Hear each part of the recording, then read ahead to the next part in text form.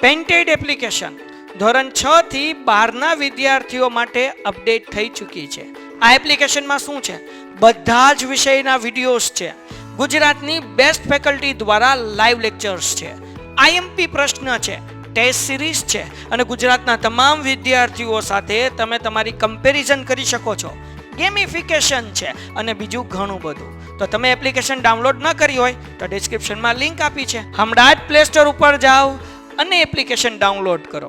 ઘરે બેઠીને સરસ મજાનું ગુજરાતની જોરદાર ફેકલ્ટી સાથે ભણો, સારા માર્ક્સે પાસ થાઓ. કંપની સેક્રેટરીમાં આપણે છેલ્લો મુદ્દો બાકી હતો એ કમ્પ્લીટ કરી નાખીએ એટલે પછી આપણે નેક્સ્ટ ચેપ્ટર શરૂ કરીએ. આપણે જે છે સેક્રેટરીનું મહત્વ, આપણે લાસ્ટ ટોપિક બાકી છે, બરાબર? એ લાસ્ટ ટોપિક આપણે ખતમ કરીએ એટલે આપણું એસપીસીસી નું આવડું આ ચેપ્ટર કમ્પ્લીટ, બરાબર? પછી અહીંયા નહીં દેખાય એટલે. આધુનિક વાણિજ્ય વ્યવસ્થાના સ્વરૂપમાં કંપની સ્વરૂપ એક વિશિષ્ટ વ્યવસ્થા છે જ્યાં માલિક અને સંચાલન કેવા છે? જુદા જુદા. કંપનીના માલિકો કોણ હોય? શેર હોલ્ડરો હોય અને સંચાલક કોણ હોય? એ નીમવામાં આવે અલગથી. એટલે એ બે કેવા હોય? અલગ અલગ હોય. એવું નથી કે જે માલિક છે એ જ સંચાલન કરે છે. એ બે કેવા હોય બેટા? ડિફરન્ટ હોય, અલગ હોય. શેર હોલ્ડરો માલિક હોવા છતાં પણ પ્રત્યક્ષ રીતે સંચાલન કરતા નથી. અગેન આ લોકો માલિક છે એમ છતાંય તે ડાયરેક્ટ સંચાલન કરતા નથી. તો સંચાલન કરવા માટે અલગ અલગ વ્યક્તિઓની શું કરવામાં આવે છે? નિમણૂક કરવામાં આવે છે. પણ આ જે નિમણૂક કરવામાં આવી છે ને જે લોકોની, એ લોકો શેર હોલ્ડરને પૂછ્યા વગર કોઈ નિર્ણય લઈ શકે નહીં, બરાબર? કંપનીના સંચાલકો શેર હોલ્ડર દ્વારા ચૂંટાયેલ પ્રતિનિધિઓ એટલે કે સંચાલક મંડળ દ્વારા કરવામાં આવે છે. પછી આ લોકો જ નક્કી કરે, શેર હોલ્ડરો એ જ નક્કી કરે કે કોને સંચાલક તરીકે રાખવામાં, બરાબર?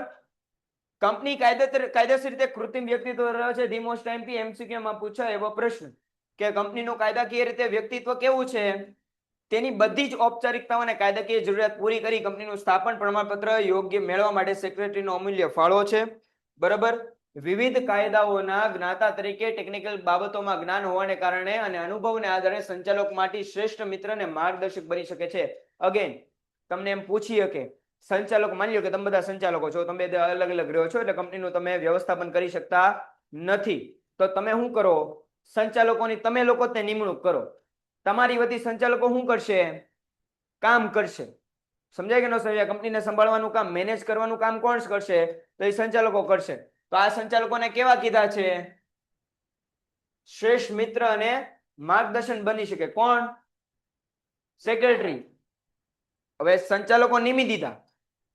સંચાલકોને ટેકનિકલ બાબતનું અમુક જ્ઞાન હોય નહીં, અથવા તો એને જ્યારે શું કહેવાય, નિર્ણય લેવાના હોય, બરાબર, ત્યારે એને ટેકનિકલ બાબતોમાં કોણ આપે છે જ્ઞાન? સેક્રેટરી આપે છે. સેક્રેટરી સંચાલકો અને માલિકો વચ્ચે સંકલનનું કાર્ય કરે છે. Again the most time one liner ક્વેશ્ચનમાં પૂછાય છે એમ કે કંપનીના સંચાલકો અને માલિકો બે વચ્ચે સેક્રેટરીનું કામ કેવું છે? સંકલન કરવાનું. બે વચ્ચે એઝ અ બ્રિજ તરીકેનું કામ છે. બેને જોડવાનું કામ કોણ કરે? સેક્રેટરી કરે. તે શેર હોલ્ડરની સભા બોલાવે છે, સભા નોંધ રાખે છે, પત્ર વ્યવહાર દ્વારા જરૂરી માહિતી શેર હોલ્ડરને પૂરી પાડે છે. કંપની વતી શેર ફેરબદલી, હકના શેર, બોનસ શેર અંગે તમામ કાર્યવાહી બધી કોણ કરે છે? સેક્રેટરી જ કરે છે. સેક્રેટરી ધંધાના વિભિન્ન પક્ષકારો સાથે સંબંધ રાખીને સંપર્ક અધિકારીનું કાર્ય કરે છે. સેક્રેટરી કાર્યક્ષમ વહીવટ દ્વારા કંપનીની પ્રતિષ્ઠામાં શું કરે છે? વધારો કરે છે. આ બધું આપણે આગળના ચેપ્ટર નહીં પણ આ ચેપ્ટરમાં આગળ આપણે બધું ભણી ગયા છે કે કંપની મેઇન કામ શું છે? કે કંપનીની પ્રતિષ્ઠામાં વધારો કરે, એ સારી રીતે કામ કરે તો સંકલ્પ અધિકારીનું કાર્ય કરે છે. કર્મચારીઓમાં શું પૂરું પડે છે? નેતૃત્વ પૂરું પાડે છે. ઉત્સાહવર્ધન, ઉત્સાહ વધારે, શિસ્તનું પાલન કરાવે છે. કર્મચારીઓના કાર્યનું શું કરવું છે? વિભાગીકરણ. વિભાગીકરણ એટલે ટાઈપ પાડી દે, ભાઈ તારે આટલું કામ કરવાનું, બેન તારે આટલું કામ કરવાનું. સમજાય કે ન સમજાય? કાર્યનું વિભાગીકરણ એ આ જ કરે છે. સેક્રેટરી રજિસ્ટ્રાર પાસે સમયાંતરે વિવિધ પ્રકારના પત્રકો, નિવેદનો, દસ્તાવેજ અને અન્ય માહિતી પૂરી પાડવી અને નોંધાવી છે, બરાબર? કંપનીનું સેક્રેટરીનું મેઇન કામ છે કે જે સભ્ય થાય, જે મીટિંગો બોલાય, એનું જે અહેવાલ હોય ને એ રજિસ્ટ્રાર સમક્ષ નોંધાવવો પડે. જો ન નોંધાય ને તો પ્રોબ્લેમ થઈ શકે છે. એટલે આ અહેવાલ એ નોંધાવવાનું કામ કોનું છે? કંપની રજિસ્ટ્રાર તરફ. એ સેક્રેટરીનું જ છે. એટલે સેક્રેટરી એ રીતે કામ કરી શકે છે. સંચાલકોને નીતિ ઘડતરમાં મદદરૂપ કરી કંપનીને પ્રગતિના શિખર તરફ લઈ જાય છે. એટલે ટૂંકમાં એ સારું કામ કરે તો કંપની આગળ આગળ સતત શું કરે છે? નફો કરે, આગળ આગળ આગળ વધતી રહી. આમ સેક્રેટરીનું સ્થાન સંચાલકો, કંપની કર્મચારી, શેરહોલ્ડર, લેણદાર, સરકારી વિભાગો, કંપની રજિસ્ટ્રાર વગેરે માટે અગત્યનું છે. કંપનીના વિકાસમાં સેક્રેટરીનો બહુમૂલ્ય ફાળો છે. કંપનીનો વિકાસ એટલે ઉત્પાદનમાં વધારે રોજગારીનું સમજણ. આમ દેશના વિકાસમાં પરોક્ષ રીતે સેક્રેટરી પોતાનો અમૂલ્ય ફાળો આપે છે. જો હું એમ કહું કે દેશના વિકાસમાં સેક્રેટરીનો અમૂલ્ય ફાળો છે, કઈ રીતે? તો સેક્રેટરી સારામાં સારી રીતે સંચાલન કરે તો કંપની ધીરે ધીરે શું થતી જાય? એક્સપેન્ડ થતી જાય, વધતી જાય. કંપની જેમ જેમ એક્સપેન્ડ થશે, બરાબર, એમ એમ ઉત્પાદનમાં શું થશે? વધારો થશે. ઉત્પાદનમાં વધારો થશે તો લોકોને તે ફાયદો થવાનો છે. અને ઉત્પાદન કંપની વધી છે, એક્સપેન્શન થયું છે, તો બીજું હેનું સર્જન થશે? કારણ કે કંપની વધારી દીધી, મેં બીજી બ્રાન્ચ ખોલી, બીજી 10 બ્રાન્ચ ખોલી, તો 10 બ્રાન્ચમાં મારે લોકોને તો રાખવા પડશે ને કામ કરવા માટે.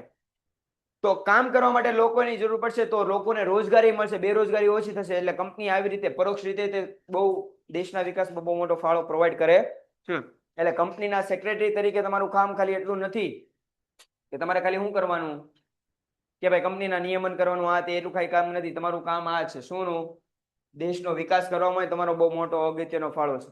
સમજાય કે ના સમજાય? બરાબર, ચાલ આ ચેપ્ટર કમ્પ્લીટ. આપણું નવું ચેપ્ટર ઇઝી છે. આ ચેપ્ટર માર્ક ગેઇન કરવા માટે, માર્ક મેળવવા માટે સૌથી કહેવાય ને સહેલામાં સહેલું ચેપ્ટર છે. કઈ રીતે જો સમજો. વાણિજ્યિક પત્ર અને કેનો એનો બાહ્ય દેખાવ. અગાઉ 2 પ્રકરણોમાં આપણે વાણિજ્યિક પત્ર અને સંચાર અને વાણિજ્યિક પત્ર વ્યવહારનો અર્થ અને પ્રકાર વિશે જાણ્યું તથા મહત્વ વિશે સમજ્યા. સાથે સાથે એ પણ જોયું કે પત્ર વ્યવહારનો ખાસ કરીને વેપાર વાણિજ્ય માટે ઉપયોગ થતો હોય ત્યારે પત્રકને અસરકારક બનાવવા માટે 7 મહત્વના લક્ષણો છે. તમારે પત્ર લખો ને, તમે કોઈ પણ લેટર લખો, ખાસ કરીને કંપનીમાં તમારે સારામાં સારો લેટર લખવો હોય ને તો આ 7 બાબતો ધ્યાનમાં રાખવી પડે. પહેલી બાબત કઈ કીધી છે? સંક્ષિપ્તતા. કેવું લખવાનું? ટૂંકું લખવાનું, ઓછું લખવાનું. એક ફકરામાં બધી માહિતી આવી જવી જોઈએ, બધું લાંબુ લખવાનું નહીં. એટલે પેલું શું કીધું? સંક્ષિપ્તતા. બીજું શું કીધું? સચોટતા. ભૂલ કરવાની નથી. જે વાત કહેવા માંગો છો એ ડાયરેક્ટ કહો. ડાયરેક્ટ ઇન ધ સેન્સ કે ક્લિયર રાખો, અલગ અલગ ગોળ ગોળ વાત ન કરો. તર્કબદ્ધતા. બરાબર, સામે વાળો પર્સન કયો છે, એનો હોદ્દો શું છે, એ આપણી ભાષા સમજી શકે એ રીતે લખવાનું. જેવા મહત્વના પાસાઓનો સમાવેશ થાય છે જે આપણે પત્રો કઈ શૈલીમાં લખાય છે તે વિશે જોઈ ગયા. શૈલી જોઈ ગયા ને, ફુલ્લી બ્લોક્ડ શૈલી, મોડિફાઈડ બ્લોક્ડ શૈલી, પત્ર કેમ લખાય આપણે જોઈ ગયા. હવે પત્રનો બાહ્ય દેખાવ. SBI ના પત્ર આવે છે, ખ્યાલ હોય તો ચેકબુક કે પાસબુક તમારા ઘરે આવે ને, એનું પત્ર આવે છે, તો એનું કવર કેવું મસ્ત હોય છે? કવર એનું મસ્ત હોય છે ને. તો એ તમે કવર જોવો તો તમને એમ લાગે ઓહો, એટીએમ કાર્ડ તમારા ઘરે આવ્યું હોય ને તો એટીએમ કાર્ડ નું જે કવર હોય ને તો એનું કવર બહુ સરસ હોય. બરાબર, એના કારણે એક અલગ છાપ ઊભી થાય. કોની છાપ ઊભી થાય? પત્ર મોકલનારની. સમજાય કે ન સમજાય? એટલે પત્રનો બાહ્ય દેખાવ બહુ. કેમ તમને એમ કે ક્યારે પણ જો કે બહાર જાઓ, બરાબર, તો સારા કપડા પહેરીને બહાર જવાનું, બરાબર, તો તમારી પર્સનાલિટી ત્યાં દેખાય જાય. સમજાય કે ન સમજાય? હું એમ કહું કે તમારે મીટિંગમાં જવાનું છે તો તમે ઘરના કે બહાર પાર્ટીમાં કપડા પહેરીને જાઓ તો એ ચાલે? ન ચાલે. તમારે ફર્સ્ટ ઓબ્વિયસ હોય છે, ફોર્મલ પહેરવું પડે. એના કારણે તમારી એક અલગ શું પડે? છાપ પડે. સમજાય કે ન સમજાય? એમ પત્રનો બાહ્ય દેખાવ એ બહુ જરૂરી છે. પત્રનું આયોજન સુયોજિત રીતે કરવામાં આવેલું હોય, પરંતુ એ પત્ર જો દેખાવમાં ધ્યાન આકર્ષક ન હોય તો પત્ર મેળવનાર તેને વાંચવા માટે તત્પર બનાવશે નહીં. પત્ર બહુ સારો લખ્યો, સચોટતા, તર્કબદ્ધતા, સંક્ષિપ્તતા બધું લખ્યું, પણ પત્રનો બાહ્ય દેખાવ કેવો નથી? ધ્યાન આકર્ષક નથી, તમારું ધ્યાન ખેંચે એવો નથી. સમજાય કે ન સમજાય? SBI નું અલગ અલગ આવે છે ને પત્રનો કાગળ, આ તે, એમાં અલગ અલગ ચિત્રો ના તે દોરેલું હોય તો વાંચવાનું મન થાય, પત્ર ખોલીને જોવાનું મન થાય. બરાબર, એવો હોવો જોઈએ. આમ પત્રનો બાહ્ય દેખાવ એટલે પરબીડિયું. પરબીડિયું એટલે કવર. હો, પરબીડિયું એટલે શું? કવર. પરબીડિયું પેપરમાં પરબીડિયું જ લખવાનું, કવર નહીં લખવાનું. કાઉન્સમાં કવર લખવું હોય તો વાંધો નહીં, પણ પરબીડિયું જ લખવાનું. તો એ પરબીડિયું કેવું વાપરો છો? એની પરનું લખાણ કેવું છે? પત્ર લખવા માટે વપરાયેલ કાગળની ગુણવત્તા. કાગળ એ તો ખબર હોય જ ને, કાગળની ક્વોલિટી. બરાબર, A4 સાઇઝ નો કાગળ આવે પણ એ એમ નથી કેતો. તમે ક્લાસમેટના 120 ને 300 વાળા તમે ચોપડા લ્યો તો એના કાગળની ક્વોલિટી સાદા કાગળ કરતા અલગ હશે. જોઈ છે ને, થોડાક જાડા હોય, બરાબર. એમાં લખો તો તમારી પેન જે છે થોડી ગ્લાઇડ થાય. ગ્લાઇડ થાય એટલે મીન્સ કે તમારા અક્ષર, તમારી પેન ને એની વચ્ચે ગ્રીપ સારી હોય, બરાબર. એ આમ કાગળ ખાલી તમે અડો ને તો જ કાગળ મોંઘો લાગે કે સારો લાગે, આમ ગુણવત્તા વાળો લાગે. સમજાય કે ન સમજાય? તો એ કાગળની ગળી એટલે વાળવું. આપણે વાળીએ છીએ ને 2 વાર 3 વાર, પછી નાખીએ છીએ ને પરબીડિયામાં પત્ર, ફોલ્ડ કરવું. યસ, સરસ, ઇંગ્લિશમાં ફોલ્ડ કરવું. તો ફોલ્ડ એ કેમ કરવું એમ. તમે આમ ઓલે શું કહેવાય, ઓલો ચાઇનાનો પંખો બનાવતા હોય એવી રીતે ફોલ્ડ કરી નાખો તો એમ હાલે નહીં, બરાબર. ચાઇનાનો પંખો નથી, પત્ર છે, બરાબર. એમ કાગળ પરનું લખાણ કેવું છે એ જ નજરમાં મૂલવણી થઈ જશે. મૂલવણી એટલે હું, તમારી મૂલ્યાંકન થઈ જાય. તમારું કવર જેવું તેવું છે. લખાણ અમુકમાં ફોન્ટ વધારે, અમુકમાં ફોન્ટ ઓછી, અમુકમાં અંડરલાઈન, અમુકમાં અંડરલાઈન જ નથી, કવર એ સારું નથી. તો એનાથી તમારી શું થઈ જાય? મૂલવણી, તમારી છાપ ખબર પડી જાય, તમારું ઇન્ટેન્શન ખબર પડી જાય, બરાબર ને. First impression is the last impression. એમ આ ઘટકો જે તે પત્રના બાહ્ય દેખાવને નક્કી કરે છે. તેથી પત્ર લખનારને બાહ્ય દેખાવ, પરબીડિયાનો આકાર, કાગળની ગુણવત્તા, ગળી, કાગળ પરનું લખાણ વગેરે બાબતોની શું કરવાની છે? ધ્યાન રાખવાનું છે, બરાબર. હવે આપણે એને ધી મોસ્ટ ટાઈમ કીધા એના પત્રને આકર્ષક બનાવતી બાબતો. તો પેલું શું છે? કાગળની પસંદગી. યોગ્ય કાગળ પસંદ કરવાનો, બને તો A4 સાઇઝનો પસંદ કરવાનો, અલગ અલગ રંગનો, પણ ચટક રંગનો ઉપયોગ કરવાનો નહીં, આછા રંગના કાગળનો ઉપયોગ કરવાનો. જો કાગળને રંગીન રાખવો હોય તોની વાત છે. પ્લસ ઈ ધ્યાનમાં રાખવાનું, કોમ્પ્યુટરમાં તમે લોકો લખતા હોય ત્યારે ખ્યાલ હોય તો વાહેનું બેકગ્રાઉન્ડ અલગ રંગનું હોય ને તો તમારી ફોન્ટના કલર અલગ હોય ને તો દેખાય જ નહીં તમારો શબ્દ. સમજાય કે ન સમજાય? બરાબર. હા, 2 કલર સેમ હોય ને તો વંચાય જ નહીં. 2 થી વિરુદ્ધ હોવા જોઈએ. કોન્ટ્રાસ્ટ આપણે જેને કહીએ ને એવા હોવા જોઈએ, બરાબર. કેમ કાળું હોય, આ વ્હાઈટ છે, આ પત્ર, આ પેજ કેવું છે, તમારું પેજ કેવું છે, તો એમાં ઓબ્વિયસ વાત છે વ્હાઈટ નો ઓપોઝિટ કલર કયો, તો ચોખ્ખું દેખાય છે કે નથી દેખાતું? એવા તમારે ઓપોઝિટ કલર ધ્યાન રાખવું છે ફોન્ટમાં. બીજું શું કીધું છે? હાસ્યો. હાસ્યો એટલે ક્યાં લખવાનું ક્યાં નહીં લખવાનું, ઉપરનો ભાગ ખાલી રાખવાનો. આ તમારી બુક જે આપેલી છે, બટા લાવો તો તમારી ટેક્સ્ટ બુક 2 મિનિટ. આ ટેક્સ્ટ બુક આપી છે, બરાબર. તો આ ટેક્સ્ટ બુક નો ઉપરનો ભાગ ખાલી રાખ્યો ને, સાઈડનો ભાગ ખાલી રાખ્યો, નીચેનો આટલો ભાગ ખાલી રાખ્યો, એમાં કઈ લખ્યું નહીં, જેના કારણે આ વાંચવું ગમે, આપણે જોવું ગમે. અહીંયાથી સ્ટાર્ટ થતું હોય લખાણ અને અહીંયા લગી લખ્યું હોય તો વાંચવાનું મન થાય નો. એવી જ રીતે પત્રમાં છે, આપણે એવી રીતે પત્રમાં હોય છે, એટલે ધ્યાન રાખવાનું. બીજું કરવાનું, પરબીડિયું. પરબીડિયું કેવું વાપરવાનું? સારું બારી વાળું આવે. બારી વાળું ઇન ધ સેન્સ કે જે આપણે બેંક તરફથી આવે ને એમાં પત્રમાં, હા, સરનામા લખવા માટે એને બારી કે, આમાં બારી લખેલું છે એટલે એ વિન્ડો ટાઈપ હોય, એમાં તમારું સરનામું આ તે બધું દેખાય છે, બરાબર. એટલે પરબીડિયું યોગ્ય પસંદ કરવા. બીજું કીધું? ટાઈપિંગ, બરાબર. ગુજરાતી ટાઈપિંગ છે, ઇંગ્લિશ ટાઈપિંગ. ગુજરાતી ટાઈપિંગ હોય તો જોડણીમાં ભૂલ ન થવી જોઈએ, ઇંગ્લિશ ટાઈપિંગ હોય તો ગ્રામરમાં ભૂલ ન થવી જોઈએ, ફોન્ટ પ્રોપર હોવા જોઈએ, બહુ મોટા નહીં બહુ નાના નહીં, બરાબર. ગળી કે સળ કેટલી વાર વાળવું, બરાબર. ઘણી વાર એવું હોય પત્ર બહુ સારો લખ્યો, લખાણ બખાણ બધું સારું, પણ એટલી ઘણી બધી વાર વળાઈ ગયો તો કાગળ ચોળાઈ જાય. ચોળાઈ જાય એટલે ખબર પડે ને, બરાબર. આખો કાગળ ચોળાઈ જાય, ખબર ન પડે, વાંચવાનું મને નહોતું એવું. અને એની શું છે? પરબીડિયા પરનું લખાણ. હવે એન્વલપ પર શું લખવાનું છે? કંપનીનો લોગો, નામ, તેમ બધું લખવું તો પડશે ને, તો એ લખવાનું. તો પરબીડિયા પરનું લખાણ એ આપણે જોશું. જો હવે મેં જે તમને કીધું ને એ બેઝ હતો.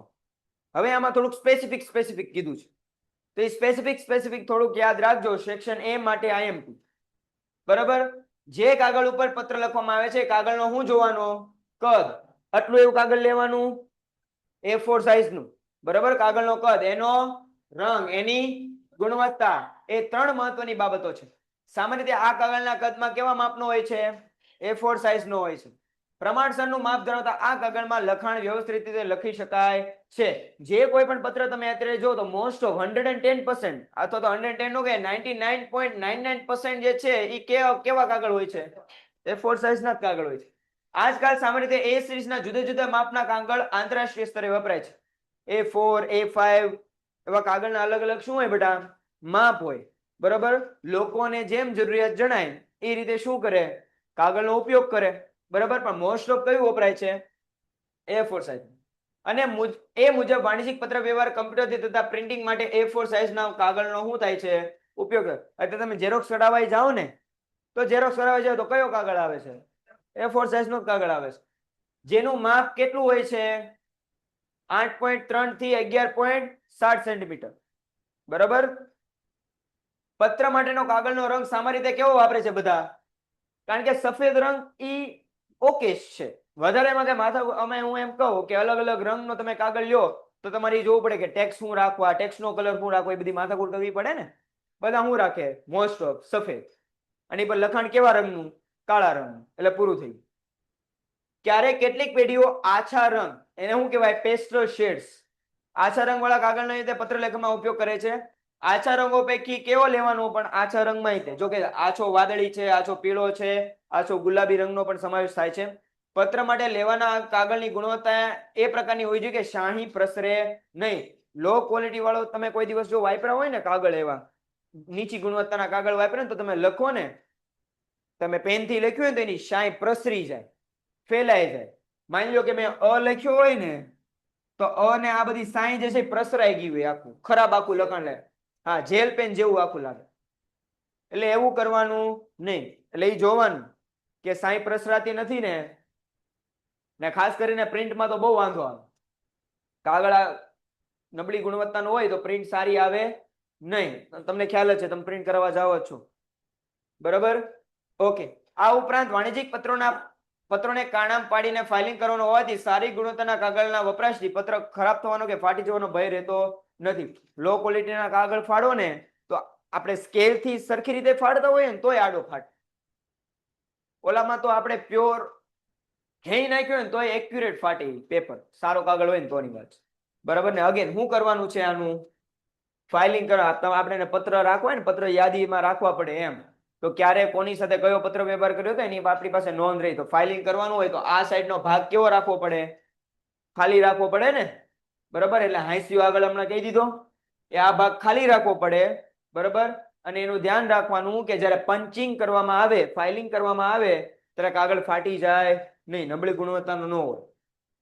સેકન્ડ આપણે શું કીધું છે? એનું ટાઈપિંગ. કે પ્રવર્તમાન સમયમાં સામાન્યપણે હસ્તલિખિત પત્રો દ્વારા વાણિજ્યિક પત્ર વ્યવહાર થતો નથી. અત્યારે કોઈ પણ વાણિજ્યિક પત્ર, બિઝનેસ લેટર હાથથી લખાતા નથી. આ ધ્યાન રાખજો. બિઝનેસ લેટર હાથથી લખાતા નથી. ઓલવેઝ એમ થાય છે ટાઈપિંગ. ગુજરાતી હોય તો ગુજરાતી શું થાય છે? વેપારના ઉદ્દેશ માટે પત્રો કોમ્પ્યુટર ઉપર જ લખાય છે અને પ્રિન્ટર દ્વારા છપાય છે. હસ્તલિખિત પત્રોનો મહત્વનો અંગતના પત્ર વ્યવહાર તરફ મર્યાદિત રહ્યો છે. તમે તમારા પર્સનલ લેટર લખો, તમારા ભાઈબંધને, તમારા મમ્મી પપ્પાને. આ તમે ગુજરાતીમાં લેટર લખો છો ને. તમારા મિત્રને દિવાળીની શુભેચ્છા આપતો પત્ર લખો. તમારા મિત્રને નવી બુક આવી છે એની મહત્વતા જણાવતા અંગેનો પત્ર લખો. તો એ પર્સનલ લેટર તમે જ્યારે લખો તો એ હાથેથી લખી શકાય, પણ બિઝનેસ લેટર હાથેથી લખી શકાય નહીં. એ ઓબ્વિયસ વાત છે. શું કરવું પડે? તમારે ટાઈપ જ કરવો પડે. ટાઈપિંગ કેવું હોવું જોઈએ? સુવાચ્ય, વાંચી શકાય એવું. આપણે ખબર છે ને અલગ અલગ ફોન્ટ આવે. આપણે એમ લાગે ઓહો આ ફોન્ટ કેટલી કુલ લાગે છે, ફોન્ટ કેટલી મસ્ત લાગે, આ જ રાખવાનું. પણ ભાઈ સામે વાળા જોવાનું વાંચી શકશે કે નહીં વાંચી શકે. સમજાય કે ન સમજાય? તો ફોન્ટ સાદી રાખવાની. બને તો ટાઈમ્સ ન્યૂ રોમન રાખવાની, તો કેરબિલ રાખવાની. બરાબર, એ આવે ફોન્ટમાં. તમે જો ટાઈમ્સ ન્યૂ રોમન રાખવાની. આ જે લખાયેલું છે ને આ ફોન્ટ એ કઈ છે? ટાઈમ્સ ન્યૂ રોમન જ છે. કમ્પ્યુટર દ્વારા લખાતા પત્રોમાં અક્ષરો અલગ અલગ પ્રકારના અને અલગ અલગ કદના હોય છે. We all know font size આવે છે ને કમ્પ્યુટરમાં એમ. વાણિજ્યિક પત્ર માટે અમુક નિયત પ્રકારના અક્ષરોનો પ્રયોગ થાય છે. બરાબર, એટલે ટાઈમ્સ ન્યૂ રોમન, કેબ્રિયલ, હેડ, બોડી એવી અલગ અલગ ઓલાના આવે છે ટાઈપ્સ, ફોન્ટના ટાઈપ. કોમ્પ્યુટરમાં કે ફોનમાં વર્ડ હોય ને, તમારી પાસે વર્ડ કરીને એપ્લિકેશન આવે. એ ખાલી તમારી પાસે વર્ડ હોય ને તો એમાંય તમને દેખાય ફોન્ટ અલગ અલગ, એની સાઇઝ આ તે. યસ, એટલે કેવા રાખવાના? સારા મરોડ વાળા, જેવા તેવા રાખવાના નહીં. એટલે વાંચવામાં શું રહે? સરળતા રહે. ટાઈપિંગ રાખવામાં આવેલી કાળજી પત્ર અને લખાણ એક પ્રકારની ઉદાત્તતા અને ભવ્યતા આપે. ઉદાત્તતા એક પ્રકારનો અલગ લેવલ પ્રોવાઈડ કરે પત્રને, અને એક શું આપે છે? ભવ્યતા આપે છે. આ ઉપરાંત બે લાઈન વચ્ચેની જગ્યા અનુકૂળ પ્રમાણે છોડવામાં આવતી હોય છે. તમને આઈ ડોન્ટ થિંક કે તમને ભણાવ્યું છે કે નથી ભણાવ્યું કોમ્પ્યુટરમાં. લાઈન સ્પેસિંગ કરીને એક કોન્સેપ્ટ આવે. આ લાઈન જે છે ને, આનો ગાળો અને આનો ગાળો બે કેવો હોય? કારણ કે એ સરખો કઈ રીતે થાય? કારણ કે કમ્પ્યુટરમાં એક એવું આઇકન આવે છે, એની પર ક્લિક કરો ને તો તમને શું આપે? લાઈન સ્પેસિંગ કે. તો લાઈન, એક લાઈન વચ્ચે, આ બે લાઈન વચ્ચે જગ્યા કેટલી રાખવી? તો એવી રીતે આવી રીતે આવે. કેમ ગઈ? લાઈન સ્પેસિંગ 1.0 અથવા તો 1.15 અથવા તો 1.5. તમને જે રીતે યોગ્ય લાગે એ રીતે રાખી શકો. પણ હું જ્યાં સુધી માનું છું ત્યારે 1.5 સુધીનું હોવું જોઈએ, એનાથી વધવું જોઈએ નહીં. હું લેટર ને હું પીપીટી ને હું બધું બનાવું છું, પીડીએફ ને એ બધું, બરાબર, 10 અને 12th માટે. તો એમાં હું 1.5 થી આગળ વધતો નથી, કારણ કે એની વધારે જરૂરિયાત જણે. 1.5 થી આગળ વધો ને તો બહુ મોટી લાઈન સ્પેસિંગ થઈ જાય. એટલે એ ખાસ ધ્યાન રાખવાનું. હવે એનું શું જોવાનું છે? હાસ્યો એટલે માર્જિન. કાગળમાં ચારે બાજુ પ્રમાણસર હું છોડવાની જગ્યા? ચારે બાજુ એટલે ઉપર નીચે દાએ બાએ, ઉપર નીચે ડાબે જમણે, બરાબર, જેથી પત્ર કેવો દેખાય? સુંદર દેખાય. આ તમે ટેક્સ્ટ બુક તમે વાંચો તો આમ તો સુંદર તો ન કહી શકાય, પણ આમ દેખાવમાં સારી લાગે એમ. એક પેજ તમે જોવો તો એમાં અલગ અલગ જગ્યા આપેલી છે, ઉપર નીચે આજુબાજુ. એના કારણે લખાણ સારું લાગે. જે પૈકી જમણી બાજુના પ્રમાણમાં ડાબી બાજુનો હાસ્યો કેવો રાખવામાં આવે છે? પહોળો. જો આ જોજો, હાસ્યો ડાબી અને જમણી બાજુ રાખવામાં આવે છે. તમારી ડાબી અને જમણી બાજુ હાસ્યો છે ને? ડાબી જમણી ખબર પડે કે ઈ શીખવાડું? હા, તો વાંધો નહીં ભાઈ. આ જમણો ને આ ડાબો. અમુક અમુક શું કે અમારે એક હતો, અમારે એક મહાનુભાવ હતો, મેં એને એમ કીધું, એ બહુ નાની ઉંમરનો છોકરો હતો, મેં એને કીધું બેટા આ જમણો હાથ ને આ ડાબો હાથ. કે ના ના સાહેબ, આ જમણો હાથ ને આ ડાબો હાથ. કે કેમ? કે મારું શરીર છે, આ બે મારા હાથ, મારે આને જમણો હાથ કેવો હોય તો? મેં કીધું તું કઈક કાંડ કરી આગળ જતા, એ લખીને રાખું અત્યારે, એટલે હારા એમ, બરોબર. એટલે એમ, એટલે કહું છું ખાલી એમ. એટલે પાછું લેતા નહીં સાહેબ, મારે ત્યાંથી આને જમણો હાથ કેવો, એમ ન હાલે. આપણે માણામાં રહેવાનું, સમાજમાં રહેવાનું, ધ્યાન રાખજો, બરાબર. આગળ, જમણી બાજુના પ્રમાણમાં ડાબી બાજુનો હાસ્યો જો થોડાક પહોળો હશે, છે કે નહીં? લંબ, આ પહોળાઈમાં કહું છું, થોડો કેવો હશે? વધારે હશે. પણ આપણે બિઝનેસ લેટર ની વાત કરીએ છીએ.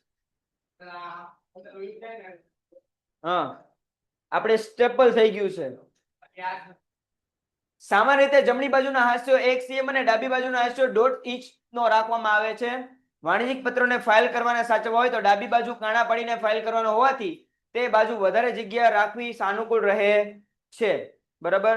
તમારે ફાઇલિંગ કરવાનું હોય એટલે ડાબી બાજુનો હાસ્યો તમારે વધારે રાખવો પડે, કારણ કે ફાઇલિંગ કરવું હોય તો એની માટે કાણા માટે અલગ જગ્યા રાખવી પડે. હવે લખાણમાં જ કાણું પડી ગયું હોય તો વાંચવામાં આગળ પ્રોબ્લેમ પડે. તે જ રીતે કાગળ ઉપર નીચેની જગ્યા છોડવામાં આવે છે, તેનું પ્રમાણ પણ ડાબા અને જમણા હાંસિયા મુજબનું હોય છે. ઉપર તરફ નીચેની સરખામણીએ થોડી વધુ જગ્યા છોડવામાં આવે છે, એટલે નીચે તરફ 1 ઇંચ જગ્યા છોડવામાં આવે છે, તો ઉપર તરફ 1.5 ઇંચ. ઉપર નીચે તરફ 1 ઇંચ ને ઉપર કેટલી? 1.5 ઇંચ. વળી કેટલાક પત્રકો લેખક ઉપર નીચે સરખી માત્રામાં છોડવાનું પસંદ કરે છે. જો ભાઈ ઘણા બધા એવું હોય કે એમ નહીં કે ઉપર 1 ઇંચ, નીચે 1.5 ઇંચ, નીચે 1.5 ઇંચ, ઉપર 1 ઇંચ, એમ નહીં. અહીંયા 1 ઇંચ તો ઉપર 1 ઇંચ, જમણી બાજુ 1 ઇંચ તો ડાબી બાજુ 1 ઇંચ, એવું ઘણા પ્રિફર કરે છે, ઘણા, મોસ્ટ ઓફ. હવે ગડી કે સળ, કોઈ એક પત્તું ફાડીને રાખો.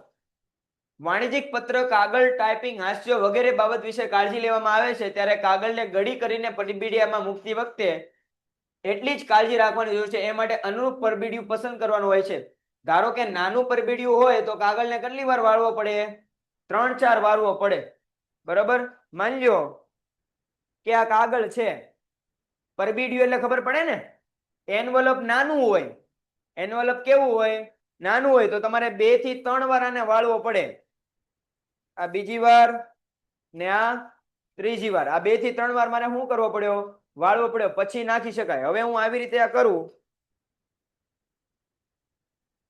બરોબર. તો હવે જ્યારે કોઈ વ્યક્તિ વાંચશે ત્યારે એને આવો લેટર ઓપન થઈને દેખાશે. જો ગડી દેખાઈ ગઈ ચોખ્ખી. હવે વધારે ગડી પાડું તો લખાણ હરખી રીતે વંચાશે, સામેવાળા પર છાપ કેવી પડશે? એટલે વધારે ગડી વાળવાની નહીં, વધીને 2 ગડી વાળવાની. કેટલી વધીને? 2 જ તે. પરબીડિયું નાનું હોય તો 3, પણ 2 થી વધારે આગળ વધવાનું નહીં. A4 સાઇઝ નો હોય ને એટલે 2 ગડીમાં કામ થઈ જાય. પછી લઈ લેજો. ચાલો. પરંતુ પરબીડિયામાં સવામાં આવે છે, પરંતુ આવો પત્ર મેળવવાના મનમાં પત્ર લખાણ વિશે સારી છાપ ઊભી કરતો નથી. મેં તમને હમણાં જ કીધું કે આવો લેટર હું તમને મોકલું તો તમારા મનમાં કઈ સારી છાપ ઊભી ના થાય. કેટલી બધી વાર મેં ઘડી વાળી. સમજાય કે ન સમજાય? એટલે અહીંયા ધ્યાન રાખો. આથી કાગળની પેન્ટેડ એપ્લિકેશન ધોરણ 6 થી 12ના વિદ્યાર્થીઓ માટે અપડેટ થઈ ચૂકી છે. આ એપ્લિકેશનમાં શું છે? બધા જ વિષયના વિડીયોઝ છે. ગુજરાતની બેસ્ટ ફેકલ્ટી દ્વારા લાઈવ લેક્ચર્સ છે, આઈએમપી પ્રશ્ન છે, ટેસ્ટ સિરીઝ છે અને ગુજરાતના તમામ વિદ્યાર્થીઓ સાથે તમે તમારી કમ્પેરિઝન કરી શકો છો. ગેમિફિકેશન છે અને બીજું ઘણું બધું. તો તમે એપ્લિકેશન ડાઉનલોડ ન કરી હોય તો ડિસ્ક્રિપ્શનમાં લિંક આપી છે. હમણાં જ પ્લે સ્ટોર ઉપર જાઓ અને એપ્લિકેશન ડાઉનલોડ કરો. ઘરે બેઠીને સરસ મજાનું ગુજરાતની જોરદાર ફેકલ્ટી સાથે ભણો, સારા માર્ક્સે પાસ થાઓ. ગડી કઈ રીતે પાડવી એ માટે સર્વ સામાન્ય પ્રથા વિશે આપણે થોડું જાણી લઈએ. ભાઈ ધ્યાન દઈ દો ભાઈ.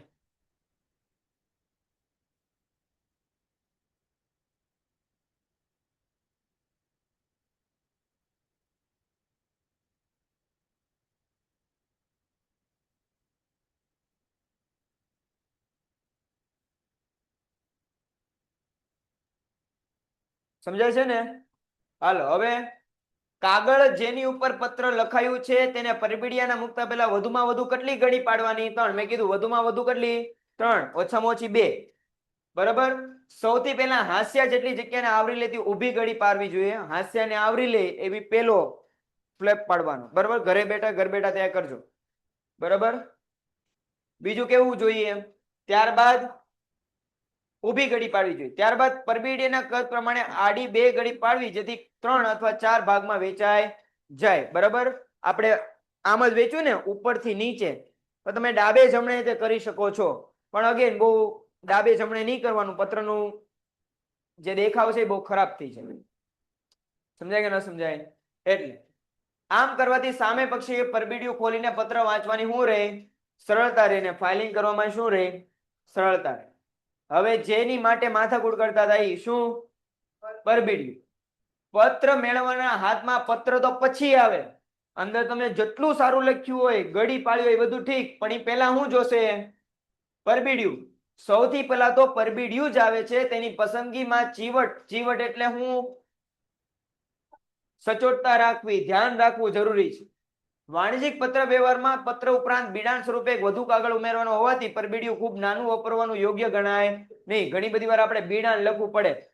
બિડાણ ઇન ધ સેન્સ કે માની લો કે તમે ઓર્ડર મોકલાવો છો, બરાબર, તો કેટલી વસ્તુનો કયો ઓર્ડર છે તો એની માટે એક બીજું કાગળિયું નાખવું પડે. એટલે નાનું મેનુ જેને આપણે કહીએ. માની લો તમે બધા નવા બિઝનેસ શરૂ કર્યો છે, બરાબર. હું જે છે એ ચાનો વેપારી છું, હું ચા વેચું છું. તો મારી પાસે અલગ અલગ પ્રકારની ઘણી બધી ચા છે.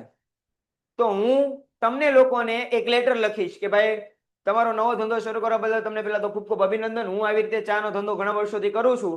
આ ચાનું મેં જે છે એ મેનુ કે પત્ર તમને સાથે મોકલ્યું છે, એમાં તમને જે યોગ્ય છે એ મુજબ ઓર્ડર અમને આપજો. તો પત્ર તો નાખવાનો જ છે, સાથે સાથે એ બિડાણ, એ વધારાની વસ્તુ તમે જોડો ને એને શું કહેવાય? બિડાણ. એ બિડાણે નાખવાનું. એટલે પત્ર હવે પરબીડિયું નાનું હાલે નહીં, મોટું જ પરબીડિયું રાખવાનું. સામાન્ય રીતે આડું લંબચોરસ પરબીડિયું વાણિજ્યિક પત્ર વ્યવહાર માટે વપરાય છે. પરબીડિયું આપણે બધાએ જોયેલું છે, આડું લંબચોરસ ટાઈપનું હોય. પરબીડિયાના કાગળનો રંગ પત્રના કાગળ રંગ સાથે મેળ ખાય તો સુંદર દેખાવ રહે છે. બરાબર.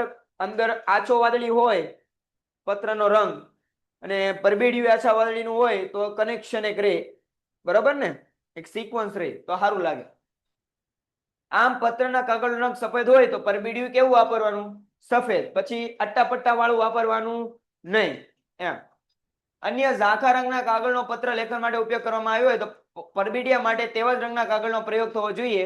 સામાન્ય રીતે વાણિજ્યિક બાબતોમાં લેવાતું પરબીડિયું જમણી બાજુ ઊભી તરફ ખુલતું કે બંધ થતું હોય છે તેવી સંરચના વાળું લેવામાં આવે છે. કેવી બાજુ? જમણી બાજુ. કોઈ પણ તમે પરબીડિયું લેવા જાવ, અત્યારે એન્વલપ લેવા જાવ તો કઈ બાજુ ખુલતું હશે? જમણી બાજુ ખુલે ને. કોઈ પણ લેટર હોય કઈ બાજુ ખુલે છે? પરબીડિયું જમણી બાજુ ખુલે છે. સંરચના વાળું લેવામાં આવે છે. ઉપરાંત LIC ની રસીદો, બેંક કે અન્ય પેઢીઓ પત્ર માટે બારી વાળું પરબીડિયું. જો કોણે કીધું? LIC છે, બેંક છે, કેવું પરબીડિયું રાખે? જેમાંથી તમારું એડ્રેસ બેડ્રેસ બધું દેખાય ને ચોખ્ખું. યસ, ટ્રાન્સપરન્ટ એવું રાખ. આવા પરબીડિયામાં પત્ર મેળવનારના સરનામાની જગ્યા બારીવાળો ભાગ એટલે કે કપાયેલો ભાગ રાખી પાતળો શું લગાડવામાં આવ્યો હોય છે? પારદર્શક કાગળ હોતો નથી, શું હોય છે? પ્લાસ્ટિક હોય છે. પેલી બારી હોય ને એમાં કાગળ હોય, પ્લાસ્ટિક હોય. હા એમ તો પ્લાસ્ટિક, જેથી મેળવનારનું સરનામું પત્રના ભાગ ઉપર લખાયેલું હોય છે તે સ્પષ્ટ રીતે વાંચી શકાય. આવા પ્રકારના પરબીડિયાનો પ્રયોગ થતો હોય ત્યારે પત્રની ગળી એવી રીતે કરવી પડે જેનાથી પત્ર મેળવનારનું સરનામું બારીવાળા ભાગની બરોબર નીચે આવે. બરોબર. હવે માની લો કે બારીવાળું મારી પાસે પરબીડિયું છે, પણ મેં તો ઈ મુજબ જ મારે ગળી વાળવી પડે કે જે સરનામું લખેલું છે ને એ બારીમાં ચોક્કસ આવે. પરબીડિયાનું બીડાણ હરખી રીતે મેં ન કર્યું, હરખી રીતે વાળ્યો ન હોય તો બારીમાં સરનામું આવે નહીં, અથવા તો આડું સરનામું આવે, થોડુંક કપાઈ જાય સરનામું, એવું રાખવાનું નહીં. એટલે કીધું બીડાણ જ્યારે પત્રને વાળો ને ત્યારે એ બહુ ધ્યાનમાં રાખવાનું. આપણને ખાલી લાગે પણ બહુ ધ્યાન રાખવું પડે, જેથી અંદર લખાયેલું આંતરિક સરનામું સ્પષ્ટપણે જોઈ શકાય. આ કારણે પરબીડિયા ઉપર પત્ર મેળવનારનું સરનામું ફરી ટાઈપ કરવું પડતું નથી. આપણે એવું લખીએ ને, પત્ર લખતા હોય તો એની પર સરનામું લખીએ, અને પરબીડિયા હોય તો પરબીડિયા પર સરનામું લખીએ. આમાં બે વાર કઈ કરવાનું થતું નથી. પત્રમાં લખી દીધું એટલે પરબીડિયામાં દેખાઈ ગયું, કારણ કે પરબીડિયું કેવું છે? બારીવાળું પરબીડિયું છે. સામાન્ય રીતે ગોપનીય માહિતી ધરાવતા પત્રો માટે બારીવાળું પરબીડિયું પસંદ કરવામાં આવતું નથી. ધીમો ટાઈમ MCQ માટે પૂછવા લાયક પ્રશ્ન અથવા તો વન લાઇનર ક્વેશ્ચનમાં પૂછવા માટેનો પ્રશ્ન કે ગોપનીય બાબત કેવી બાબતો માટે બારીવાળું પરબીડિયું પસંદ કરવામાં આવતું નથી? ગોપનીય એટલે કોઈ ખુફિયા બાબત હોય, સિક્રેટ બાબત હોય, એમાં કઈ પછી બારીમાં દેખાડી ન દેવાનું હોય કે સિક્રેટ બાબત છે, એમ હાલે નહીં. એટલે ધ્યાન રાખવાનું. અગેનું સવાલ એવી રીતે પૂછે કે કઈ બાબતો માટે બારીવાળું પરબીડિયું પસંદ કરવામાં આવતું નથી? તો કેવા પત્રો માટે બારીવાળું પરબીડિયું પસંદ કરવામાં આવતું નથી? તો કેવા પત્ર આવશે? ગોપનીય માહિતી ધરાવતા પત્રો માટે. હવે પરબીડિયા પરનું લખાણ એની પર લખવું જ પડે ને, ટાઈપ તો કંપનીનું નામ, આ તે લોગો, એમ. પરબીડિયા ઉપર સામાન્ય રીતે પત્ર મેળવનારનું સરનામું અને પત્ર લખનારનું સરનામું પિનકોડ સાથે લખવામાં આવે છે. એ તમે જોયું છે ને એમ. પરબીડિયા વચ્ચે સૌથી ઉપરના ભાગમાં પત્ર મોકલનાર સૂચના, જે કે બુક પોસ્ટ, રજિસ્ટર એડી, સ્થાનીય, અંગત એવું લખવામાં આવે છે. ત્યારબાદ જમણી તરફ પત્ર મેળવનારનું પૂરું નામ, સરનામું, સ્થળનું નામ, પિનકોડ વગેરે લખવામાં આવે છે. પત્ર લખનારનું સરનામું સામાન્ય રીતે નીચેના ભાગમાં સમગ્ર આડા પટ્ટા ઉપર છપાયેલું હોય છે. મોકલનારનું નામ હંમેશા નીચે હોય. પત્ર જોયા હોય તો ખ્યાલ હશે. મોકલનારનું સરનામું હંમેશા કેવું હોય? નીચે હોય. આપણે મોસ્ટ ઓફ એવું હોય છે, આપણે અંગતમાં મોકલતા હોય તો આપણે આપણું સરનામું, ફોન નંબર પાછળ લખીએ. એનવલપ ની ક્યાં લખીએ? આપણે પાછળ લખીએ. પણ મોકલનારનું તો ક્યાં લખવું પડે? આગળ લખવું પડે. બરાબર. જેને મોકલવાનું છે એનું આગળ લખવું. જ્યારે આમંત્રણ પત્રો કે સેક્યુલર પત્રો પરબીડિયામાં મોકલવામાં આવતા હોય તો પરબીડિયાના પાછળના ભાગ ઉપર લખેલું હોય છે. જો આવી ગયું, આમંત્રણ આપતો હોવ તો આગળના ભાગે લખાય નહીં. ક્યાં લખવાનું? પાછળના ભાગે જ લખવાનું થાય છે. બરાબર. 5 મિનિટ 2-3 મિનિટ આપું છું, ઓનલાઈન ઓફલાઈન બંને. એક ચેપ્ટર આપણું આજે છે કમ્પ્લીટ થઈ ગયું છે. બહુ આમાં કઈ ખાસ લેવા જેવું છે નહીં, બધું આવડે એમ જ છે. તો એકવાર જોઈ જાઓ તો આપણે એક બીજી PDF જે છે હું ઓપન કરાવી દઉં. બરાબર. ચેપ્ટર હવે લઈએ આપણે. બરાબર. હવે આપણે SP માં ત્રીજું આયા ને, PDF મંગાવી લો. શાંતિથી એકવાર જોઈ જાઓ, વાંચી જાઓ. કઈ પ્રોબ્લેમ હોય તો કયો. સ્થાપના વિધિ કાઢો ચેપ્ટર. ચલો, કંપનીની સ્થાપના વિધિ કોઈ એક મને ચોપડી આપી દો. આપણે આવે જ છે PDF, આપણે આવે જ છે. બરાબર. ચલો, કંપનીની સ્થાપના વિધિ SPCC માં પેજ નંબર 91. કંપનીને સેક્રેટરી જોઈ ગયા. સેક્રેટરી કેવો હોય એ જોઈ ગયા, પણ સેક્રેટરી કામ ક્યાં કરવાનો છે? મારા ઘરે તો ક્યાં કરશે? કંપનીમાં. તો કંપનીને સ્થાપવી તો પડશે ને, કંપનીની સ્થાપના વિધિ તો કરવી પડશે. તો એ સ્થાપના વિધિ કઈ રીતે થાય કે વાણિજ્યિક વ્યવસ્થાના સ્વરૂપમાં વિશાળ વેપાર માટે કંપનીનું સ્વરૂપ ખૂબ જ અનુકૂળ ગણાય છે. તમારે બહુ મોટો બિઝનેસ કરવો હોય, વિદેશમાં બિઝનેસ કરવા હોય તો કંપનીનું સ્વરૂપ કેવું ગણાય છે? અનુકૂળ ગણાય છે. કંપની કૃત્રિમ વ્યક્તિત્વ ધરાવે છે. અગેન અંડરલાઈન રાખજો, આગળ આપણે જોઈ ગયા છીએ, સતત આવે છે એટલે એક માર્ક પૂછાઈ જશે. તેનું કાયદાકીય અસ્તિત્વ આપોઆપ અસ્તિત્વમાં આવતું નથી. અસ્તિત્વ લાવવા માટે વિવિધ જટિલ પ્રક્રિયા લાંબી છે. જો ભાઈ એને કૃત્રિમ વ્યક્તિત્વ આપ્યું, વ્યક્તિ તરીકેનું એક બિરુદ આપ્યું, પણ કેવો? સજીવ કે કૃત્રિમ વ્યક્તિ કીધો. પણ એને જ્યારે વ્યક્તિત્વ મેળવવા માટે શું કરવું પડે? લાંબી પ્રક્રિયામાંથી પસાર થવું પડે. ભાગીદારી પેઢી વ્યક્તિક માલિકીની સ્થાપના સરળતાથી થઈ શકે છે. ભાગીદારી પેઢીનું સ્વરૂપ વ્યક્તિક માલિકી કરતા વિસ્તૃત છે. વ્યક્તિક માલિકી એટલે પોતે. વ્યક્તિક માલિકી ભણી ગયા ને? મારે પોતે ધંધો શરૂ કરવો છે તો હું તરત મારો ધંધો શરૂ કરી શકીશ. મારે કઈ લાંબી પ્રક્રિયામાંથી કે પ્રોસેસમાંથી પાસ થવું પડશે નહીં. ભાગીદારી પેઢીમાં એવું છે, ભાગીદારી પેઢીમાં 3-4 જણા મળી જાય, 3-4 જણાને એવું થઈ જાય કે હાલો ભાઈ હારવાર મળીને ધંધો કરવો છે, તો એ ભાગીદારી પેઢી બનાવીને ધંધો શરૂ કરી નાખશે. પણ ત્યારે કંપની શરૂ કરવી હોય ત્યારે આ પ્રક્રિયા આખી અલગ છે, કારણ કે વ્યક્તિક માલિકી કે ભાગીદારી પેઢીને કૃત્રિમ વ્યક્તિત્વ મળતું નથી, આને જ મળે છે. તો એની માટે આખી પ્રોસેસ જ અલગ હોય ને એમ. ભાગીદારી પેઢીની નોંધણી કેવી છે? મરજિયાત છે, અંડરલાઈન કરી રાખો. એની નોંધણી કરાવવાની જરૂર છે નહીં. તમે 5 જણા મળીને ધંધો કરતા હો કે 6 જણા મળીને ધંધો કરતા હો તો એ નોંધાવવાની જરૂર છે નહીં. તમે આમને આમે બિઝનેસ કરી શકો છો. બરાબર? ચાલો, કયો તો ખરી કે કોઈની પાસે નથી? એક લાવ તો બડા. ચાલો, હવે શું કીધું છે કે તેની સરખામણીમાં કંપનીની સ્થાપના વિધિ કેવી છે? લાંબી છે. કંપનીની સ્થાપના વિધિ આમને આમ ન થઈ જાય. આમ તમને હવારે વિચાર આવ્યો ને રાત્રે કંપની બની જાય એમ થાય નહીં. એની સ્થાપના વિધિ ઘણી લાંબી છે, અટપટી છે અને ખર્ચાળે છે. પૈસા એમાં જાય ભાઈ. કંપની ધારાની જોગવાઈનું પાલન કરવું પડે. જો ભાઈ એક અહીંયા ધ્યાન આપો, ભારતનો કાયદો અલગ છે. ભારતનો કાયદો અલગ છે ને ભારતમાં કંપની જો તમારે બનાવવી હોય તો કંપની બનાવવા માટેના કાયદા પણ કેવા છે? અલગ છે. એટલે ભારતનો કાયદો અને કંપનીનો કાયદો બેયનો તમારે શું કરવું પડે? પાલન કરવું પડે. કંપની માટેનો સ્પેસિફિક કાયદાઓ બનેલા હોય. કંપની ધારો 2013, બરાબર? એ ધ્યાનમાં લેવાનું.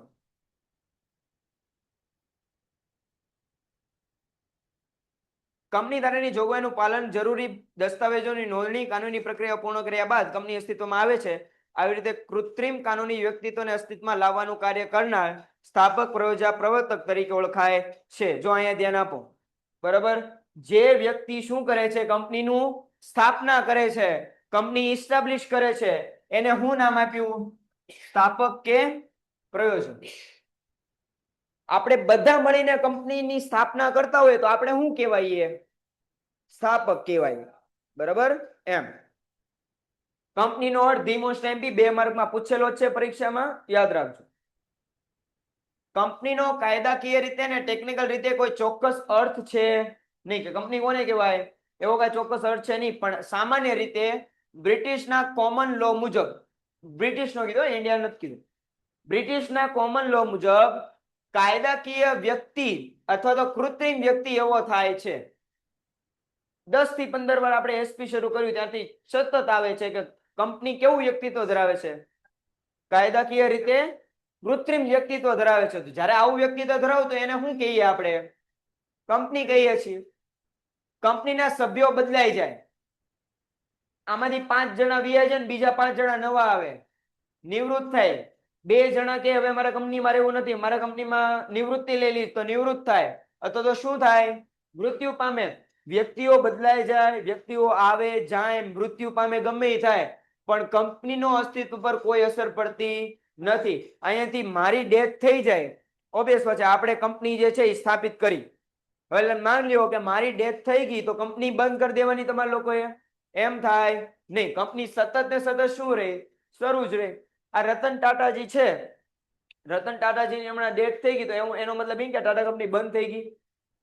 શરૂ જ છે ને, એમ વાત કરવામાં આવી છે. એની વ્યાખ્યા કીધી છે, જો આ વ્યાખ્યા યાદ રાખજો, કંપની ધારાની છે, ભારતના કંપની ધારાની છે. કંપની એટલે કંપની ધારા 2013 પ્રમાણે સ્થપાયેલી અથવા તો આ પહેલાના કોઈ પણ કંપની ધારા સ્થપાયેલી કંપની. કંપની ધારો એટલે નિયમ. તમારા ક્લાસમાં મોનિટરની નિમણૂક થાય, જીએસ વાયજીએસ ની નિમણૂક થાય તો એના સર્ટન રૂલ્સ હોય કે ન હોય? બરાબર. પછી જ તમે શું કરી શકો છો? જીએસ વાયજીએસ બની શકો. એવી જ રીતે તમારે કંપની ધારો એટલે કંપની ધારો 2013 નો આવ્યો. જો 2000 કંપની ધારો 2013 અકોર્ડિંગ તમે કંપની બનાવી કે એની પહેલાનો જે કંપની ધારો હતો એ મુજબ તમે કંપની બનાવી છે, તો એને તમે કંપની કહી શકો છો. બહુ કંપની આવ્યું પણ ઓબ્વિયસ વાત છે, આ જ એક વ્યાખ્યા છે આની. જો કોઈ કંપની ધારા 13 પ્રમાણે અથવા તો એના પહેલાના ધારા પ્રમાણે અસ્તિત્વમાં આવેલી હોય તો એને કંપની તરીકે ઓળખવામાં આવે છે. હવે કંપનીના લક્ષણો, કંપની કેવી હોય તમારે લક્ષણ એ દેખાય ને? ન દેખાય કે દેખાય? બરાબર. હમણાં હું બહાર ગયો એટલે મને થોડા ઘણા દેખાઈ ગયા હતા લક્ષણો. બહાર ગયો અંદર આવ્યો ત્યારે દેખાઈ ગયા. બરાબર. એટલે દરેક વ્યક્તિને પોતાનું લક્ષણ હોય. ચાલો એ બધું જવા દો. દરેક વ્યક્તિના પોતાના લક્ષણ હોય. ઘણાના અહીંયાના બધાના વાળ હરખાશ, બધાનું નાક, મોઢું, ફેસ, આંખ બધું અલગ અલગ છે ને? બરાબર. તો હું એમ કહું કે જેના વાળ ટૂંકા છે ને 11th માં જેના વાળ ટૂંકા છે એ બહાર આવો, તો બાર વાળ કોના ટૂંકા છે અહીંયા? તો આ ભાઈના છે, તો ઈ જ બહાર આવશે. એની શું છે? ઈ લાક્ષણિકતા, લક્ષણ છે કે ભાઈ એના વાળ ટૂંકા છે. સમજાય કે ન સમજાય? બરાબર. એવી રીતે કંપનીના લક્ષણ હોય. પેલું હું કીધું છે? સ્વતંત્ર વ્યક્તિત્વ. કંપનીનું વ્યક્તિત્વ કેવું છે? સ્વતંત્ર છે. એમસીક્યુ માં પૂછવા લાયક ધી મોસ્ટ આઈએમપી પ્રશ્ન કે કંપનીનું વ્યક્તિત્વ કેવું છે? સ્વતંત્ર છે. કોઈ એક વિશિષ્ટ લક્ષણ છે, આમ કાયદાકીય રીતે સ્વતંત્ર વ્યક્તિત્વ ધરાવે છે. કારણ કે અહીંયા વ્યક્તિ, જે વ્યક્તિ અહીંયા બેઠો છે ને ઓનલાઈન ભણે છે, એ વ્યક્તિ પોતપોતાની રીતે સ્વતંત્ર છે કે નહીં? કારણ કે એ શું છે? વ્યક્તિ છે. તો કંપની શું છે? કંપની શું છે? વ્યક્તિ જ છે. વ્યક્તિ ભલે કૃત્રિમ રહે પણ છે તો વ્યક્તિ જ તે ને, તોય એને સ્વતંત્ર અસ્તિત્વ આપ્યું છે. સભ્યોની જવાબદારી કેવી છે? મર્યાદિત. કંપની કાયદાકીય રીતે વ્યક્તિત્વ ધરાવે છે. કંપની વ્યક્તિ તરીકે સંપત્તિ અને જવાબદારીની માલિક છે. મારે બિલ્ડિંગ ખરીદવી હોય તો હું મારા નામે લઉં તો એ મારી કહેવાય. જો કંપની ધારા મુજબ તમારી કંપની સ્થપાયેલી હોય તો તમે કંપનીના નામે જે પ્રોપર્ટી ખરીદી શકો. ઘણી બધી મોટા પિક્ચર્સમાં એમ નથી દેખાડતા કે હવે આવડી XYZ કંપનીની પ્રોપર્ટી છે, હવે XYZ કંપનીની બિલ્ડિંગ છે, તો એ બિલ્ડિંગ ખરીદી કોના નામે? કંપનીના નામે. કારણ કે કંપનીને તે શું દીધું છે? યસ, અલગ વ્યક્તિત્વ આપ્યું છે. આપણે વ્યક્તિ તરીકે બધું ખરીદીએ કે ન ખરીદીએ કે એમ કંપની એના નામે ખરીદીએ. પરંતુ સભ્યોની જવાબદારી તેને ધારણ કરેલા શેર પૂરતી જ મર્યાદિત હોય છે. તમે 5 શેર ધારણ કર્યા છે તો 5 શેર મુજબ જ તમારી જવાબદારી રહેશે. બરાબર. જેટલા શેર ખરીદો એટલી જવાબદારી આવે. એ આપણે થોડુંક ડિટેલમાં આપણે આગળના ચેપ્ટરમાં ભણીશું. છતાં અમર્યાદિત જવાબદારી કંપનીની રચના થઈ શકે છે. અમર્યાદિત જવાબદારી વાળી કંપની એટલે કેવું કે માની લો કે કંપનીનું વિસર્જન થયું. કંપનીનું શું થઈ ગયું? વિસર્જન થયું. અને માની લો કંપની પાસે 1 લાખ રૂપિયા છે. કેટલા લાખ રૂપિયા? 1 લાખ છે. અને સામે લેણદારો 5 લાખના છે. કેટલા લાખના છે? 5 લાખના. અમર્યાદિત જવાબદારી એટલે શું કે કંપનીના જેટલા સભ્યો છે ને, કંપનીના જેટલા સભ્યો છે એને પોતાની અંગત મિલકત વેચીને પણ આ 5 લાખ શું કરવા પડશે? ચૂકવવા પડશે. એને કઈ જવાબદારી કહેવાય? અમર્યાદિત જવાબદારી કહેવાય. સમજાય કે ન સમજાય? એને અમર્યાદિત જવાબદારી કહેવાય. કાયમી અસ્તિત્વ. મેં કીધું એમ કોઈ મૃત્યુ પામે, માંદો પડે, પણ કંપનીના અસ્તિત્વને કઈ ફરક પડે નહીં. એ સતત ચાલતું જ રહે. અલગ મિલકત. કંપની એક અલગ વ્યક્તિ હોવાને પોતાના નામે મિલકત શું કરી શકે? પરચેસ કરી શકે, ખરીદી શકે. અને કોઈ પણ શેર હોલ્ડર મિલકત પર કોઈ અધિકાર રહેતો નથી. શેર હોલ્ડરનો અધિકાર એને આપેલા શેર મુજબ જ હોય છે. મિલકત પર કોઈ અધિકાર રહેતો નથી. ચાલો, શેરનું હસ્તાંતરણ. હસ્તાંતરણ એટલે શું કે ભાઈ ફેર બદલું, બીજાને શેર આપવા એમ. યસ, કૃત્રિમ વ્યક્તિ. દવે પ્રગતિબેન, સરસ. કંપની દાવો કરી શકે, કંપની ઉપર દાવો થઈ શકે. કંપનીની કાયદાની નજરમાં એક વ્યક્તિ જ છે. કેમ? તમે છો, હું છું. એમ કાયદાની નજરમાં કંપની શું છે? વ્યક્તિ જ છે. તેની સામે કોઈ પણ કાયદાકીય પગલા લઈ શકે છે. તમે કંપની સામે કેસ કરી શકો કે ન કરી શકો? કારણ કે કંપની એક શું છે? વ્યક્તિત્વ આપ્યું છે ને, તો કંપની સામે તમે તેવી જ રીતે ત્રાહિત વ્યક્તિ સામે પણ કંપની કરારના ભંગ કે અન્ય કારણસર કંપની દાવો કરી શકે. માની લો કે સેક્રેટરી હોય, સેક્રેટરીએ સરખું કામ કર્યું નહીં અને બહુ સેક્રેટરીએ જે છે કંપનીને બહુ નુકસાન કરાવડાવ્યું, તો એ નુકસાનના પૈસા કંપની વ્યક્તિની સભ્યોની કોણ? કંપની માંગી શકે કે ભાઈ આને ખિલાફ જે છે અમે કમ્પ્લેન કેસ દાખલ કરવા માંગીએ છીએ કે આમને પૈસા આપો. સમજાય કે ન સમજાય? એમ વ્યાવસાયિક સંચાલન. કોર્પોરેટ ક્ષેત્ર વ્યાવસાયિક મેનેજરોને આકર્ષવાની ક્ષમતા ધરાવે છે. વ્યવસાયિક મેનેજર કાર્યદક્ષ ગતિશીલ હોય છે, કંપનીને પ્રગતિના શિખરે લઈ જાય છે. કંપનીનો જે મેનેજર હોય ને, જે મેનેજમેન્ટ કરે, જે બધું વ્યવસ્થાપન કરે, એ કંપનીને એક અલગ વ્યક્તિત્વ. હું તમને કહું કે રિલાયન્સ કંપનીનું કેવું છે મેનેજમેન્ટ, ટાટા કંપનીનું મેનેજમેન્ટ કેવું છે? સારું છે ને? તો એને મેનેજ કરનાર વ્યક્તિ એક એવો હોવો જોઈએ જેના કારણે માફ કરજો કંપનીની છાપ કેવી પડે? અલગ પડે. નાણાકીય વ્યવસ્થા. કંપની શેર કે ડિબેન્ચર દ્વારા શું કરે? પૈસા ભેગા કરીને એનાથી ધંધો કરે. શેર તમે, હું તમને શેર આપું, તમે મને શું આપશો એની બદલે? તમે ડિબેન્ચર આપો, ડિબેન્ચર ની તમે બદલે શું આપશો મને? જે પૈસા ભેગા થાય એનાથી મારે શું કરવાનો? ધંધો કરવાનો, બિઝનેસ કરવાનો. બરાબર? એની સ્થાપના વિધિ. સ્થાપના કઈ રીતે થાય તો સમજો. કંપનીની સ્થાપના વિધિ કરવામાં ઘણી બધી કાયદાકીય જોગવાઈનું પાલન કરવું પડે છે. સ્થાપના વિધિ એટલી જટિલ અને કેવી છે? ખર્ચાળ છે. અગેન વન લાઇનર ક્વેશ્ચનમાં પૂછી લે કે કંપનીની સ્થાપના વિધિ કેવી છે? તો જટિલ અને ખર્ચાળ છે. કાર્ય અચાનક થઈ જતું નથી. મેં એમ કીધું આજ સવારે વિચાર્યું કાલે આજ રાત લગીમાં કંપની સ્થપાઈ ગઈ, એમ હાલે નહીં. નીચેના તબક્કામાંથી પસાર. પેલું શું છે? સ્થાપનાનો પહેલો તબક્કો, નોંધણી પહેલાનો તબક્કો. કંપની નોંધાવી છે તો એ પહેલા જોવું પડશે ને કે ભાઈ આપણે બધાએ મળીને પહેલા ડિસ્કશન કરવું પડશે કે આપણે બધાએ કંપની શરૂ કરવી છે. હા, તો કંપની શું કામ કરશે? આપણા બધાનું એમાં રોલ શું હશે કંપનીમાં? એ બધું નક્કી કરવું પડે ને. અને નોંધણી પ્રમાણપત્ર મેળવવાનો તો આપણે બધાએ નક્કી કરી લીધું શું કામ કરશું, કંપની શું કામ કરશે, બધું નક્કી કરી લીધું. હવે શું કરવાનું છે? નોંધણી કરવા જવાની છે. સર્ટિફિકેટ લેવું પડશે ને કે નાવ વી આર અ કંપની. બરાબર? એટલે એની માટે જે છે નોંધણીનું પ્રમાણપત્ર લેવું પડે છે. આજે આપણે જે છે પ્રાથમિક તપાસ સુધી ભણીશું. અહીં ધ્યાન આપો. સ્થાપના પહેલાનો તબક્કો હોય, નોંધણી પહેલાનો તબક્કો. આ કંપનીની સ્થાપનાનો પ્રથમ તબક્કો છે. અગેન વન લાઇનર ક્વેશ્ચનમાં પૂછવા લાયક પ્રશ્ન કે કંપનીની સ્થાપનાનું પ્રથમ પગલું કયું? કે સ્થાપના પહેલાનો તબક્કો. સ્થાપના પહેલાનો તબક્કો.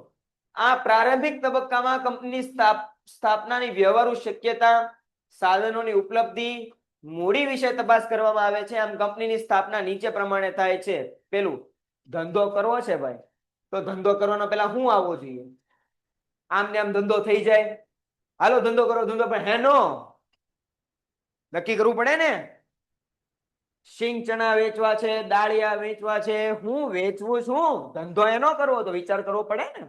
આમને એમ તમે પહોંચી જાઓ કે ભાઈ નોંધણી કરાવી હેની કંપનીની, ઓકે વાંધો નહીં, કંપની હું ધંધો કરશે કે એ નથી વિચાર. એમ હાલે નહીં. કંપની સ્વરૂપમાં ધંધાની સ્થાપના અંગેનો ખ્યાલ એક વ્યક્તિ કે વ્યક્તિના સમૂહમાં ઉદ્ભવે છે. હું તમને એમ કહું કે મને એક એવો આઈડિયા આવ્યો કે આપણે કપડાનો બિઝનેસ કરવો જોઈએ, તો એ આઈડિયા મને આવી શકે છે. આપણે તો સંકુલમાં સાથે મળીને આઈડિયા શું કરી શકીએ, જે જનરેટ કરી શકીએ. એટલે એવું નથી કે એક જ વ્યક્તિને આઈડિયા આવે. આ ખ્યાલ ધંધાની સ્થાપના તરફ દોરી જાય છે. હાલો ભાઈ ધંધો કરો તો ધંધાની સ્થાપના કરો. બરાબર? કંકુના કરો.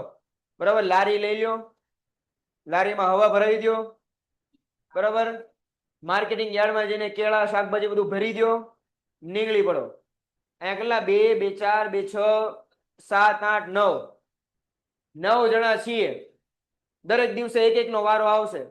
સોમવારે આ ભાઈ, મંગળવાર, બુધવાર, ગુરુવાર, શુક્રવાર, શનિવાર, રવિવાર, સોમવાર, મંગળવાર, બુધવાર, ગુરુવાર, શુક્રવાર, શનિવાર, એમ બધાએ જવાનું. મહિનામાં જેટલા પૈસા ભેગા થાય બધા હરખે હરખે મેચ લેવા. કરવો છે ધંધો? હાલ જેટલા રેડી હોય મને રજા પછી મળે. સ્થાપકના બીજારોપણ ને કલ્પના શક્તિ. જો મારી કલ્પના શક્તિ છે ને કે શાકભાજીનો ધંધો કરીએ, એમ મેં બીજ રોપ્યું કે ધંધો કરવાનો, પણ કેનો? શાકભાજી. તો એ બીજ રોપણ થયું ને. અહીંયા ભાઈ તમે તમારી તૈયારી, કેમ બોલવું, કેમ ન બોલવું, કેમ ગ્રાહકોને આકર્ષિત કરવા, એ બધું બહાર જઈને અહીંયા ન કરો. તેમાં રહેલા જોખમ ઉઠાવવાથી ઓકે ભાઈ. જો અહીંયા ધ્યાન આપો, અહીંયાના ઘણાના મમ્મી પપ્પા બિઝનેસ કરતા હશે, ધંધો કરતા હશે, તો એ લોકોને ખ્યાલ હશે કે ધંધામાં શું રહેલા હોય, જોખમો ઉઠાવવાની ઓલી હોય ને હિંમત, તો જ બિઝનેસ કરવો પડે. અગેન કહી દઉં, કોઈ પણ ધંધો તમે શરૂ કરો ને તો સ્ટાર્ટિંગના 6-7 મહિના ભૂલી જ જવાનું કે નફો થશે. સ્ટાર્ટિંગમાં શું થાય? ખોટ જ જાય, પણ એ ખોટ સહન કરવાની આપણામાં ક્ષમતા હોવી જોઈએ. એમ નહીં લે મહિના ધંધો ન થયો, ધંધો બંધ, એમ નહીં.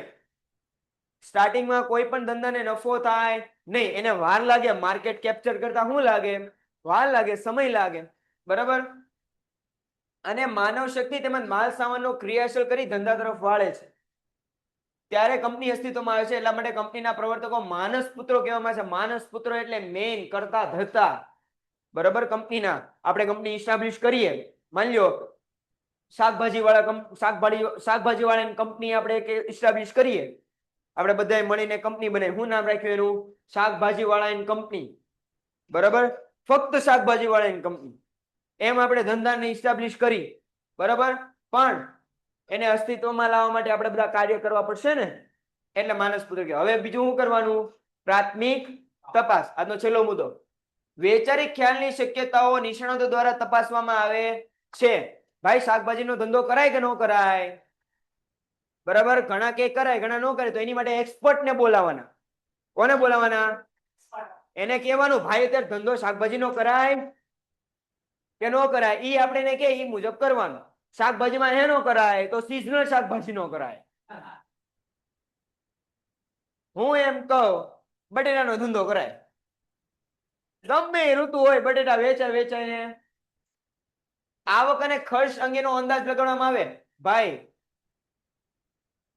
કાચો માલ તો લાવવો પડશે ને, શાકભાજી તો લાવવું પડશે ને, તો એમાં કેટલો ખર્ચ થશે, એના કેટલા રૂપિયામાં આપણે વેચશું, એ બધું આપણે નક્કી કરવું પડે ને. ઓવરઓલ બધાને નફો વેચવાનો છે એમ.